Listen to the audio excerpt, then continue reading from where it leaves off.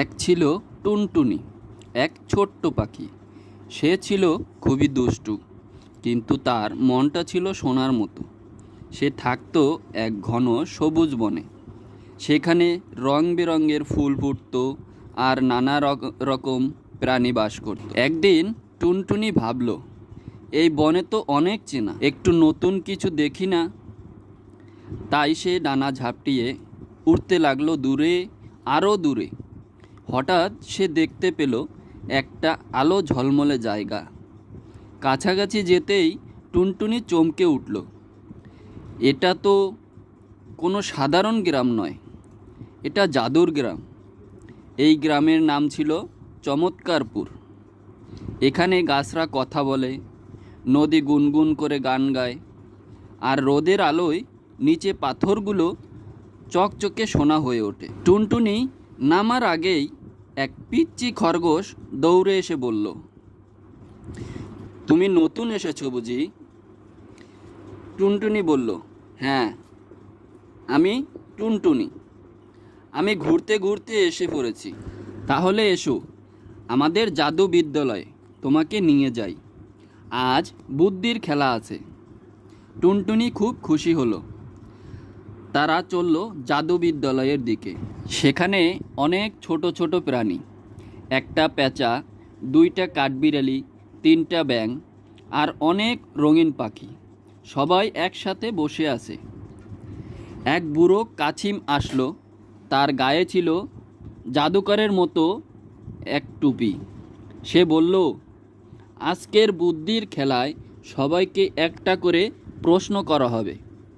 উত্তর দিলে পুরস্কার, না পারলে একটুখানি মজা।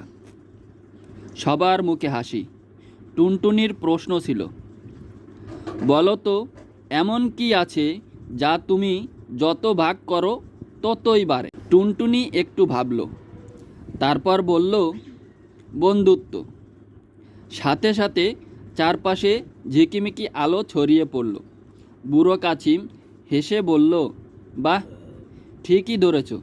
সত্যিকারের বুদ্ধি তো মন থেকে আসে। পুরস্কার হিসেবে টুনটুনিকে দেওয়া হলো এক ছোট্ট জাদুকাঠি।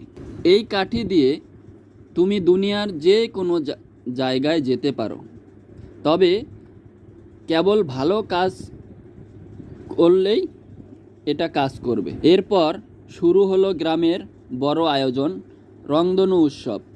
সবাই মিলে গান করলো, খেলাধুলা করলো, আর রাতের বেলায় তারা দেখলো জাদুর আলোয় ভরা এক বিশাল আতশবাজির অনুষ্ঠান। তবে রাতের মধ্যেই টুনটুনির মনটা একটু কাঁপলো। সে তার বোন, তার মা বাবা আর বন্ধু বান্ধবদের মিস করছিল।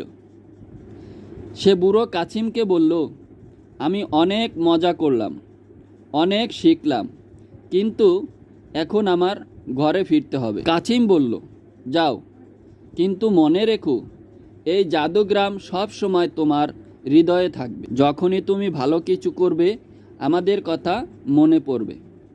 টুনটুনি তার জাদুকাঠি ঘোরালো, আর এক ঝলক আলোয় সে ফিরে এলো নিজের বনে।